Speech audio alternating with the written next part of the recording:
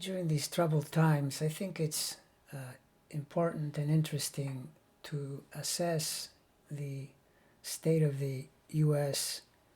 healthcare system from an astrological perspective, because there are some really interesting patterns here. If we look at the chart, Venus and Mars become the rulers. Venus rules the U.S. 6th house of health, Mars rules the 12th, the other house of health. That's the health axis. Now, if we go back to 2009, early 2009, Pluto entered the opposition to Venus, and it was opposing Venus for nearly 2 years, which were in fact the 2 years during which the Obama administration fought for and eventually was able to pass the Affordable Care Act. It's also interesting to note that Obama himself, for all intents and purposes the architect of that initiative, has his own Venus near these degrees, almost precisely where the US Venus is.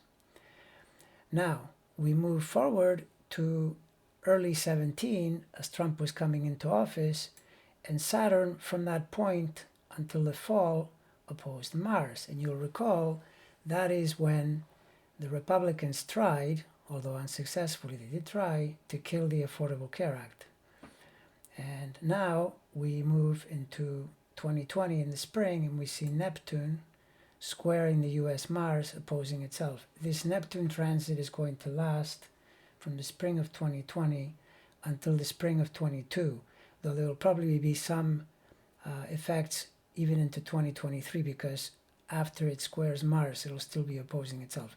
This to me signals another potential change in the US healthcare system, probably for the better, because Neptune is a very inclusive planet and therefore is likely to correlate with the inclusion of more people.